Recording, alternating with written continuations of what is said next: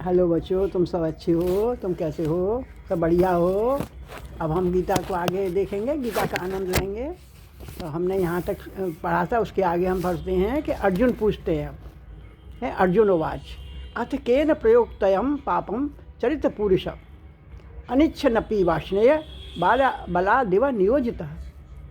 अर्जुन बोले भगवान से, हे विष्णु, हे वाष्णेय, फिर यह मनुष्य न चाहता हुआ भी जबरदस्ती लगाए हुए की तरह किससे प्रेरित होकर पाप का आचरण करता है।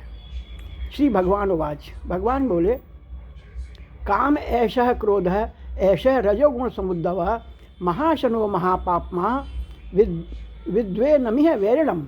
श्री भगवान बोले, रजोगुण से उत्पन्न यह काम अर्थात कामना ही पाप का कारण है। यह काम ही क्रोध में परिणत होता है। यह बहुत खाने वाला महापापी है। इस विषय में तू इसको ही बैरी जान। इसकी व्याख्या करते हैं, व्याख्या में जैसा मैं चाहूँ वैसा हो जाए। यह काम अर्थात कामना है। किसी भी क्रिया, वस्तु और व्यक्ति का अच्छा लगना अथवा उससे कुछ भी सुख चाहना काम है। काम क्या है? किसी भी क्रिया, वस्तु और व्यक्ति का अच्छा लगना अथवा उससे कुछ भी सुख चाहना काम है। इस काम रूप के एक दोष में अनंत दोष, अनंत पाप भरे हुए हैं। जब तक मनुष्य के भीतर काम है, तब तक वह सर्वथा निर्दोष निष्पाप नहीं हो सकता। कामना के सिवाय पापों का अन्य कोई कारण नहीं है।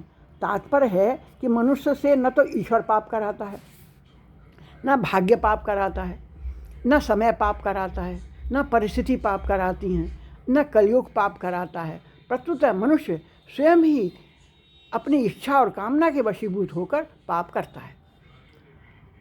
धूमे नाव्रियते बहिर्नश्यथा दर्शो मलेन च यथो बल्ले नाव्रतो गर्भदस्था ते देदमाव्रतम।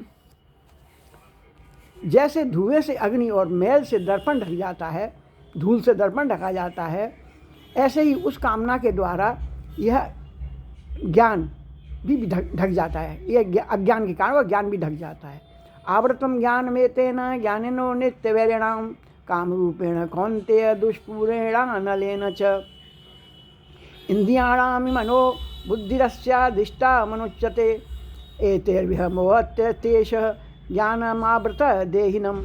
इंद्रियां, मन और बुद्धि इस कामना के वासस्थान कहे गए हैं। यह कामना इन इंद्रियां, मन और बुद्धि के द्वारा ज्ञान को ढककर देहाभिमानी मनुष्य को मोहित करती हैं। तस्मात् मिद्रियाणान्दो नियम्यं भरतर्षभ पापमानं प्रजह्येन ज्ञान विज्ञान नाशनम। इसीलिए हे भरतवंशियों में श्रेष्ठ अर्जुन, तू सबसे पहले इंद्रियों को वश में करके इस ज्ञान और विज्ञान का नाश करने वाले महान कामना रूपी के ऊपर अनुचित कामना रूपी उस पर अपना बल डाल। व्याख्या, संसार की स्वतंत्र सत्ता नहीं है, यह ज्ञान है।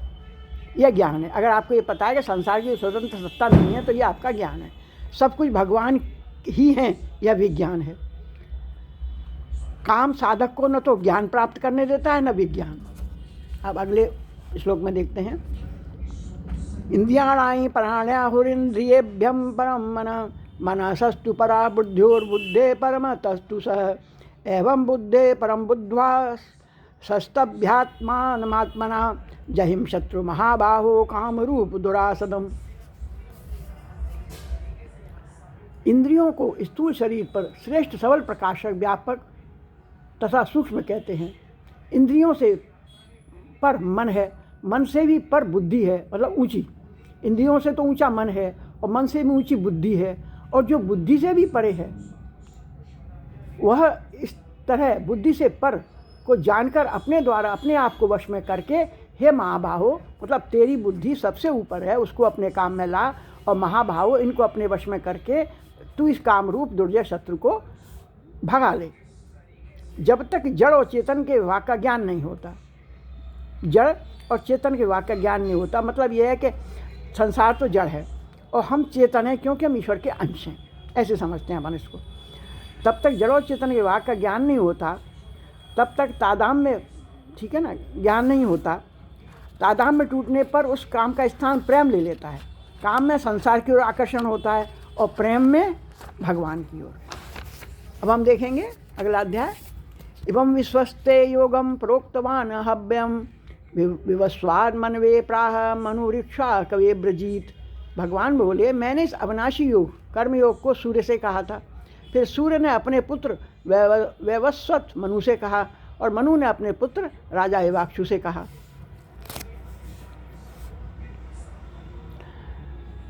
एवं परंपरा प्राप्तम इमं राजश्रयो विदु सकाल नेह महता योगो नष्ट परम तप। तू मेरा भक्त और प्रिय सखा है। इसमें एक और श्लोक है, स एवाय मया तेदम योग प्रोक्त पुरातन भक्तोसी मे सखा चेती रहस्यम हे दुदुत्तमम। तू मेरा भक्त और प्रिय सखा है, अर्जुन से भगवान बोलते हैं, इसीलिए वही यह पुरातन योग आज मैंने तुझसे कहा है, क्योंकि यह बड़ा उत्तम रहस्य है। अब अर्जुन बोले, अपरम भवतो जन्म परम जन्म विवस्वत कथमेतद्जानीयाम तदमादो प्रोक्तवानिति। अर्जुन बोले आपका जन्म तो अभी का है और सूर्य का जन्म तो बहुत पुराना है, अतः आपने ही सृष्टि के आरंभ में सूर्य से ये योग कहा था, यह बात तो मेरी समझ में नहीं आ रही है। तो भगवान बोले, भगवान वाच बहूने में व्यतीतानि जन्मानि तव चार्जुना तान्यहम वेद सर्वाणि न त्वं वेद परंतप। हे परंतप अर्जुन, मेरे और तेरे बहुत से जन्म हो चुके हैं, उन सबको मैं तो जानता हूँ पर तू नहीं जानता। अजोपि सनन्व्यायात्मा भूतानामीश्वरोऽपि सन प्रकृति स्वामदिष्टाय संभवाम्याप्त मायया। मैं अजन्मा अविनाशी स्वरूप होते हुए भी तथा संपूर्ण प्राणियों का ईश्वर होते हुए भी अपनी प्रकृति को अधीन करके अपनी योग माया से प्रकट होता हूँ। अब फिर जो श्लोक हम हमेशा सुनते हैं वो प्यारा श्लोक है, हम सभी जानते हैं, यदा यदा ही धर्मस्य ग्लानिर्भवति भारत अभ्युत्थानं धर्मस्य तदात्मानं सृजाम्यहम्। हे भरतवंशी अर्जुन, जब जब धर्म की हानि और अधर्म की वृद्धि होती है तब तब ही मैं अपने आप को साकार रूप से प्रकट करता हूँ। परित्राणाय साधूनां विनाशाय च दुष्कृतां धर्म संस्थापनार्थाय संभवानि युगे युगे। साधुओं और भक्तों की रक्षा करने के लिए, पाप कर्म करने वालों का विनाश करने के लिए और धर्म की भलीभांति स्थापना करने के लिए मैं युग युग में प्रकट हुआ करता हूँ। परमात्मा अक्रिय हैं, अतः अवतार लेकर क्रिया करने के लिए वे अपनी प्रकृति की सहायता लेते हैं। अवतार में संपूर्ण क्रियाएं परमात्मा के द्वारा की जाती हुई दिखने पर भी वास्तव में वे क्रियाएं प्रकृति के द्वारा ही की जाती हैं। इसलिए सीता जी ने कहा था कि संपूर्ण क्रियाएं मैंने ही की हैं, भगवान राम ने नहीं, क्योंकि वे प्रकृति थी। भगवान सीता जी बोलती हैं, भगवान श्री राम के अवतार लेने से लेकर, इसमें अध्यात्म रामायण में बालकांड में ये श्लोक है, देखें अपन सुनते हैं इसको। एवमादीनि कर्माणि मयेवाचरितान्यमपि आरोपयन्ति रामोस्मि निर्विकारे अखिलात्मनि। अध्यात्म रामायण का बालकांड का पहला है। भगवान श्री राम के अवतार लेने से लेकर, सीता जी बोलती हैं, राज्य पद अभिषिक्त होने तक संपूर्ण कार्य यद्यपि मेरे ही किए हुए हैं तो भी लोग उन्हें इस निर्विकार सर्वथा परमात्मा भगवान में आरोपित करते हैं। आगे इसी अध्याय के 13वें श्लोक में ही भगवान कहेंगे, तस्य कर्तामपि मां विद्धं कर्तामव्यम जन्म कर्म च मे दिव्यमेवं यो वेत्ति तत्त्वतं यक्त्वा देह पुनर्जन्मं नेति मामेति अर्जुन। अवतार काल में भगवान मनुष्यों के कल्याण के लिए ही सब क्रियाएं करते हैं। जन्म और कर्म से सर्वथा रहित होने पर भी भगवान अपनी प्रकृति की सहायता से, जन्म और कर्म से सर्वथा रहित होने पर भी भगवान अपनी प्रकृति की सहायता से जन्म और कर्म करते हुए दिखते हैं। यह भगवान के जन्म और कर्म की अलौकिकता है। साधक यदि अपरा प्रकृति के अहम के साथ अपने तादात्म्य का त्याग कर ले, साधक मतलब जो भगवान को जानना चाहते हैं, वो यदि अपरा प्रकृति जो संसार है, अपरा प्रकृति सामने दिखते हैं, अपरा प्रकृति के अहम के साथ अपने तादात्म्य का त्याग कर ले तो कर्तृत्व भोक्तृत्व से रहित होने पर, कि मैंने किया, मैंने भोगा, इसके रहित होने पर उसके कर्म भी दिव्य हो जाएंगे। कर्मों का अकर्म होना ही कर्मों का दिव्य होना है। मतलब हमने किसी के लिए कुछ किया, उसका हम अब अभिमान न हो, ईश्वर ने ही हमें मतलब दिया है, ये ईश्वर उसी की सब बात है, उसी का दिया हुआ है। यह दिव्यता कर्मयोग से आती है। अगर हम अपने कर्मयोग में लगे रहते हैं, अपने कार्यों में लगे रहते हैं, अपनी मोरल ड्यूटी में लगे रहते हैं, तो हमें यह दिव्यता धीरे धीरे कर्मयोग से आ जाती है, ऐसा भगवान कहते हैं। भीतराग भय क्रोधा मनन्या मामुपाश्रिता बहवो ज्ञान तपसा पूता मद्भा मागता। राग भय और क्रोध से सर्वथा रहित, मुझ में तल्लीन, मेरे ही आश्रित तथा ज्ञान रूप तप से पवित्र हुए बहुत से भक्त मेरे स्वरूप को प्राप्त हो चुके हैं। ये यथा माँ प्रपदन्ते तास्तथैव भजाम्यहम् वर्तानुवर्तन्ते मनुष्या पार्थ सर्वशः। हे प्रधानंदन, जो भक्त जिस प्रकार मेरी शरण लेते हैं मैं उन्हें उसी प्रकार आश्रय देता हूँ, क्योंकि सभी मनुष्य सब प्रकार से मेरे मार्ग का ही अनुसरण करते हैं। यद्यपि सब कुछ परमात्मा ही है, वासुदेव सर्वम, गीता का 7वें अध्याय में 19वां श्लोक है, तथापि मनुष्य जिस भाव से देखता है भगवान भी उसके सामने उसी रूप से प्रकट हो जाते हैं। इसमें मानस रामचरितमानसम बालकांड में 241वां दोहा है, इसमें उनकी लाइन है, तुलसीदास जी की दोहा है, जिसकी एक लाइन है, जिनके रही भावना जैसी प्रभु मूरत तिन देखी तैसी। नास्तिक भगवान को नहीं मानता तो भगवान उसके सामने नई रूप से प्रकट हो जाते हैं। चोर भगवान की मूर्ति भगवान को न देखकर पत्थर स्वर्ण आदि को देखता है तो भगवान उसके लिए पत्थर स्वर्ण आदि के रूप में प्रकट हो जाते हैं। कांक्षितम कर्मणा सिद्धि यज्जन्त इह देवता क्षिप्रम ही मानुषे लोके सिद्धि भगवती कर्मजा।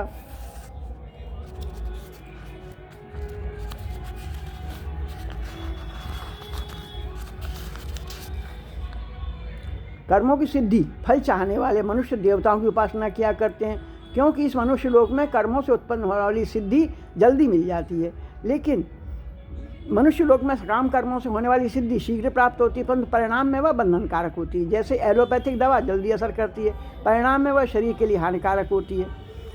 आयुर्वेद इससे उल्टा है ना। तो इसलिए भगवान कहते हैं निष्काम कर्मत्मा, कर्मयोग से कर्मजन्य सिद्धि की इच्छा में। चलो आगे देखते हैं भगवान क्या कहते हैं। चातुर्वर्ण मया सृष्ट गुणकर्म विभागश तस्य कर्तारमपि वा विद्य कर्तारमभ्ययम् नमा कर्माणि लिम्पन्ति न मे कर्म फले स्पृहा इति मा योजनाभिजानाति कर्म भिन्न स बध्यते। भगवान का मत है कि मुमुक्षा, एक और श्लोक देखते हैं। भगवान कहते हैं चारों वर्णों की रचना मेरे द्वारा की गई है। इस भगवत वचन से सिद्ध होता है कि वर्ण जन्म से नहीं, कर्म से नहीं, कर्म से तो वर्ण की रक्षा होती है। जन्म हमारा वर्ण जन्म से ही होता है। एवं ज्ञाता कृत कर्म पूर्वेरपि मुमुक्षुभिः कुरु कर्मेव तस्मात् त्वं पूर्वे पूर्वोत्तरम कथम। भगवान का मत है कि मुमुक्षा जागृत होने पर भी कर्मों का त्याग नहीं करना चाहिए। प्रत्युत कर्तव्याभिमान तथा फलासक्ति का त्याग करके कर्तव्य कर्म करते रहना चाहिए। न हमें फल की चिंता रहे और न हमें करने का अभिमान रहे। कर्म करने से बंधन होता है, पर कर्मयोग से मोक्ष विश्राम प्राप्त होता है। कर्म, अब इसमें भगवान एक श्लोक बताते हैं कि कर्म किम कर्मेति कवयो यत्रम मोहिताम तत्ते कर्म प्रवक्ष्यामि यज्ञात्वा मोक्ष से शुभात्। कर्म क्या है पूछते हैं अर्जुन, कर्म क्या है और अकर्म क्या है। इस प्रकार इस विषय में विद्वान भी मोहित हो जाते हैं। अतः वह कर्म तत्व में तुझे से भली बात कहूँगा, जिसको जानकर तू ज्ञानी हो जाएगा। कर्मणो अपि बौद्धव्यम च विकर्मणा अकर्मणश्च बौद्धव्यम गहना कर्मणो गति।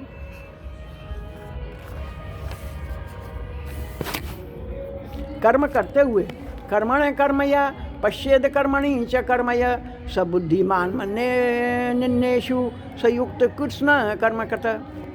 कर्म करते हुए भी निर्लिप्त रहना, अर्थात कर्तव्य अभिमान और फलेच्छा न रखना, कर्म में ही अकर्म देखना।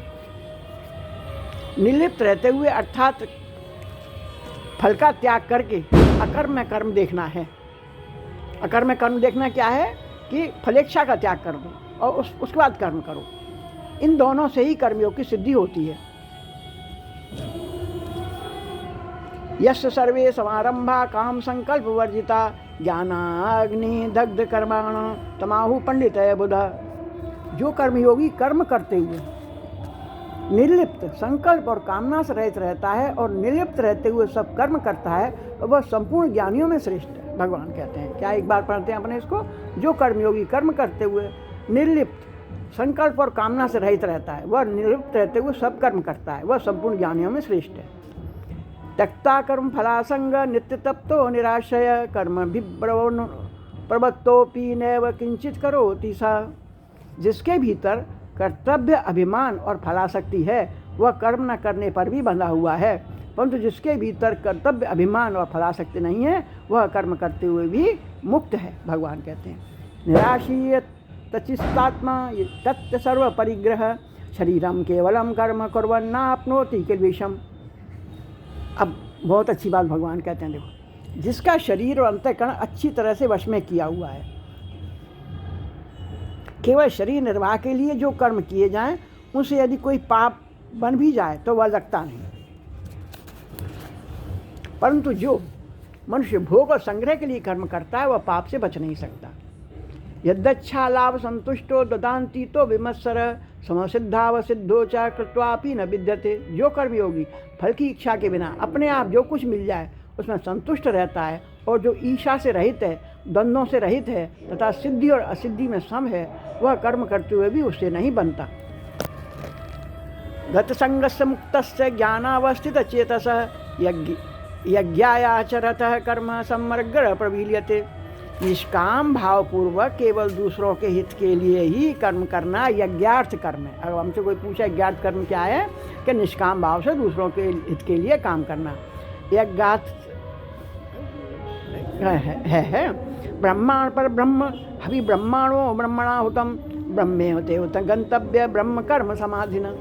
जिस यज्ञ में अर्पण तथा अर्पण किया हुआ जाए, जिस यज्ञ में अर्पण अर्थात जिससे अर्पण किया जाए, वे सुख आदि पात्र भी ब्रह्म है। जो हमारा होता है कुंड, यज्ञ कुंड, वो भी पात्र ब्रह्म बताते हैं भगवान। हव्य अर्थात तिल जौ घी आदि भी ब्रह्म है और ब्रह्मरूप कर्ता के द्वारा, और हम भी ब्रह्म हैं, ईश्वर के अंश हैं। तो ब्रह्मरूप कर्ता के द्वारा ब्रह्मरूप अग्नि में आहुति देना रूप क्रिया भी ब्रह्म है ना। ऐसे यज्ञ को करने वाले जिस मनुष्य की ब्रह्म में ही कर्म समाधि हो गई हो, उसके द्वारा प्राप्त करने योग्य फल भी ब्रह्म ही है।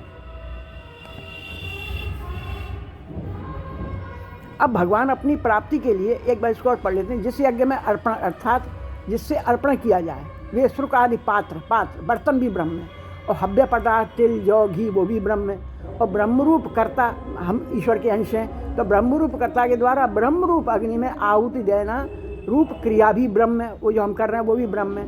ऐसे यज्ञ को करने वाले जिस मनुष्य की ब्रह्म में ही कर्म समाधि हो गई हो, यह बताएं। अब भगवान अपनी प्राप्ति के लिए भिन्न भिन्न साधनों का यज्ञ रूप से वर्णन करना आरंभ करते हैं। संसार की सत्ता विद्यमान है ही नहीं, एक ब्रह्म के सिवाय कुछ है ही नहीं। संसार में जो कर्ता करण कर्म पदार्थ दिखाई देते हैं ये सब ब्रह्मरूप हैं, ऐसा अनुभव करना ब्रह्म यज्ञ है। देवमेवा परे यज्ञम योगिनः पर्युपासते ब्रह्माग्नाव परे यज्ञम यज्ञेमोवपि ज्योति। संपूर्ण क्रिया और पदार्थों को अपना और अपने लिए न मानकर केवल भगवान का और भगवान के लिए ही मानना भगवत दर्पण रूप यज्ञ है। दोबारा पढ़ते हैं इसको। संपूर्ण कार्यों को और पदार्थों को अपना और अपने लिए न मानकर केवल भगवान का और भगवान के लिए ही मानना भगवत दर्पण रूप यज्ञ है। परमात्मा की सत्ता में अपनी सत्ता मिला देना अर्थात मैंपन को मिटा देना, अभिन्नता, ये कौन सा यज्ञ है? परमात्मा की सत्ता में अपनी सत्ता मिला देना अर्थात मैंपन को हटा देना। मैं जो हमारी अकड़ है उसको मैं को हटा देना, जो कुछ करता है ईश्वर करता है, मैंपन को मिटा देना अभिन्नता रूप यज्ञ है। दो यज्ञ हमने देखे। श्रोतादीनी इंद्रियाणने संयमाग्नि जूति शब्दादिनि विषयानन्य इंद्रियाग्नि जूति। एकांत काल में अपनी इंद्रियों को भोगों में न लगने देना संयम रूप यज्ञ है। व्यवहार काल में इंद्रियों के अपने विषयों में प्रवृत्त होने पर, जब हम व्यवहार करते हैं तो उसमें हमारी इंद्रियां जितनी भी हैं, आँख कान नाक सब मन, इंद्रियों के अपने विषयों में प्रवृत्त होने पर उनमें राग द्वेष न करना विषय हवन रूपी यज्ञ है। अब देखो तीसरा यज्ञ बताया उनने, एकांत काल में अपनी इंद्रियों को खराब बातों में न लगने देना संयम रूप यज्ञ है। व्यवहार काल में इंद्रियों के अपने विषयों में प्रवृत्त होने पर उनमें राग द्वेष न करना विषय हवन रूपी यज्ञ है। हवन तभी होगा जब विषय नहीं रहेंगे, कारण कि हवन तभी होता है जब हव्य पदार्थ नहीं रहता। जब तक हव्य पदार्थ की सत्ता रहती है तब तक हवन नहीं होता। सर्वाणि इंद्रिय कर्माणि प्राण कर्माणि चापरे आत्मसंयम योगाग्नि ज्योति ज्ञान दीपते। अन्य योगी लोग संपूर्ण इंद्रियों की क्रियाओं को और अपने प्राणों की क्रियाओं को ज्ञान से प्रकाशित करके आत्मसंयम योग समाधि योग रूप में अग्नि में हवन किया करते हैं। मन बुद्धि सहित संपूर्ण इंद्रियों और प्राणों की क्रियाओं को रोककर समाधि में स्थित हो जाना समाधि रूप यज्ञ है। अब एक लाइन और पढ़ेंगे। द्रव्य यज्ञातस द्रव्य यज्ञास्तपो यज्ञ योग यज्ञ स्थापरे स्वाध्याय ज्ञान ज्ञानश्च यतः संशीत तथा। दूसरे कितने ही तीक्ष्ण व्रत करने वाले प्रयत्नशील साधक द्रव्य में यज्ञ करने वाले हैं, मतलब द्रव्य देते हैं दूसरों की भलाई के लिए, पैसा देते हैं। और कितने ही तपोयज्ञ करने वाले हैं, दूसरे कितने ही योग यज्ञ करने वाले हैं, तथा कितने ही स्वाध्याय रूप ज्ञान यज्ञ करने, स्वाध्याय मतलब अच्छी किताबों का पढ़ना, ज्ञान यज्ञ करने वाले हैं। मिली हुई वस्तुओं को 4 बताया उन्होंने। दूसरे साधक द्रव्यमय करते हैं, कितने ही तप करते हैं, साधन करते हैं दूसरों की सेवा के लिए। दूसरे कितने योग यज्ञ करते हैं, है ना।